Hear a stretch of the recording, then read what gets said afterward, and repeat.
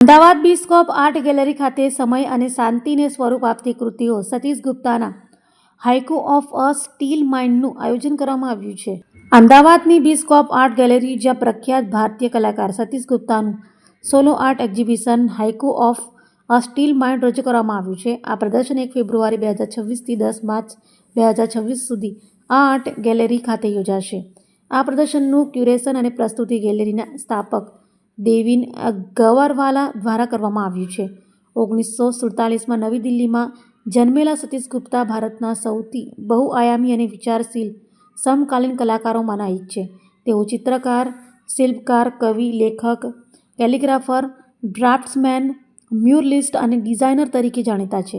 તેમની કૃતિઓ national gallery of modern art, નવી દિલ્હી સહિત અનેક પ્રતિષ્ઠિત આંતરરાષ્ટ્રીય સંગ્રહોમાં સ્થાન પામી ચૂકી છે.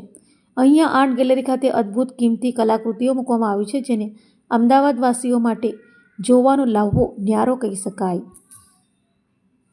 આ ખાલી દિલ્હી અને બોમ્બે થયેલા છે. આમાં રેસ્ટ ઇન્ડિયામાં એમનું થર્ડ સિટી કહેવાશે.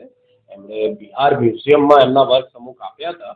જે બિહાર મ્યુઝિયમ 3 વર્ષ પહેલાં એક બહુ મોટું એમણે શો કર્યો હતો 100 જેટલા આર્ટિસ્ટનો. પણ એના સિવાય એમણે કોઈ ગેલેરી દિલ્હી બોમ્બે સિવાય નથી કરી. એટલે ગુજરાત માટે આ સૌથી મોટો મોકો છે આટલા મોટા આર્ટિસ્ટના વર્ક એક્સપિરિયન્સ કરવાનો, જ્યાં 5 લાખથી લઈને 5 કરોડ સુધીના વર્ક હાલ અહીંયા છે આપણી ગેલેરી. જી, આ 40 દિવસનો શો છે. જેમ મેં કીધું 10th માર્ચ સુધી રહેવાનો છે, 1st ફેબ્રુઆરીથી 10th માર્ચ સુધી.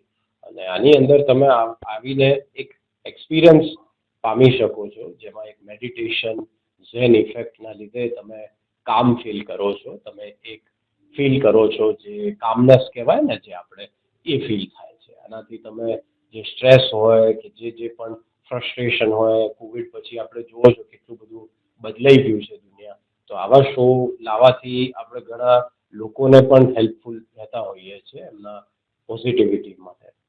જી ના, બસ મહત્વપૂર્ણતામાં તો એ જ છે કે આપણે ટ્રાય કરીએ છીએ કે કલાનું એક જે વિશ્વભરમાં તો કલાને બહુ જ રિસ્પેક્ટ મળે છે, તો અમદાવાદ જેવા શહેરોમાં જ્યાં રેસ્ટોરન્ટ, કેફેથી લઈને ફેશન ને બધાની વસ્તુઓ ચાલે છે, ત્યાં એક ફોર્થ એલિમેન્ટ તરીકે આને એક્સેપ્ટ કરે સોસાયટી અને કલ્ચરને વધારતું હોય છે. અને ક્યાંક ને ક્યાંક તમને કલ્ચરના લીધે એક આગળ પણ લઈ જતું હોય છે કરિયરમાં, પર્સનલ સાઈડમાં. આ તમે એનર્જી ફીલ ના કરી શકો, પણ ડેફિનેટલી ડાઉન ધ લાઇન તમે રિઝલ્ટ જોઈને તો ફીલ કરશો જ, અગર હાલ ના ખ્યાલ આવે તો.